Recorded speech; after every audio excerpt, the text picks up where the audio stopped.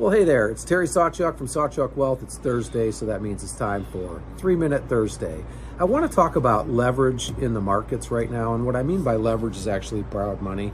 The best example that I can give you is when you go buy a house. Let's say you want to go buy a house that costs $100,000. Typically, people put 20% down and they borrow through a mortgage the other $80,000, right? So you buy a $100,000 house, you've got $20,000 down. That's your initial investment.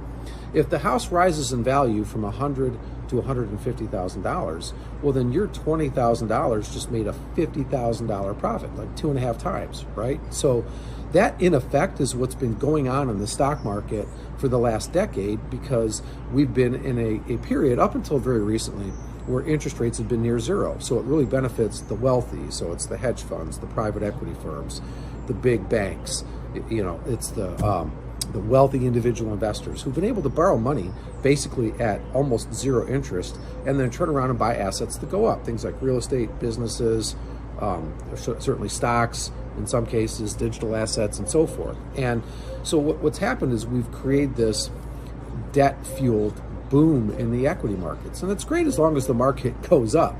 One of the things that's interesting, though, when you borrow money to buy assets, is that you have to maintain, generally speaking, some kind of minimum equity ratio, right? So let's just say it's 50%. So if you buy $100,000 worth of XYZ stock, and you want to borrow the money to do it, you're going to have to put $50,000 of your own money into it, and then you're going to borrow $50,000. Here's the thing, right? You have to maintain that ratio of 50% equity.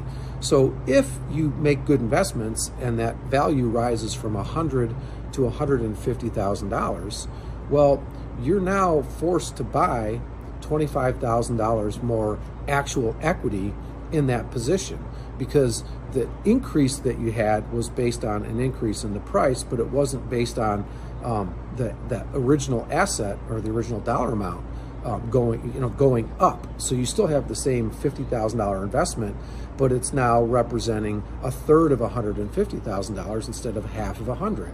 So you have to pony up with $25,000 more buying at the spot price or the spot level, not borrowed money, in order to get to a place where you maintain that 50% equity ratio. And so what I'm trying to kind of point out here is that as the market goes higher, it forces institutions to buy more, right?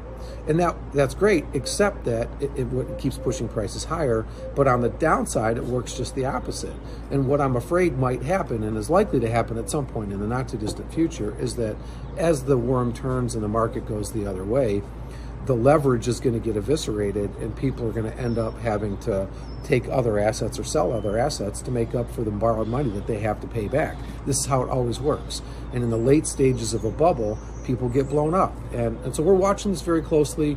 We look at all these ratios, and it's something that's really important, because when the ratios get out of whack, it can tell you that the market might be getting a little ahead of itself, or a lot ahead of itself, and that there could be pain in the future. So just wanted to point that out. Leverage in the system, it works on the way up, it's not so great on the way down. We'll see you next week.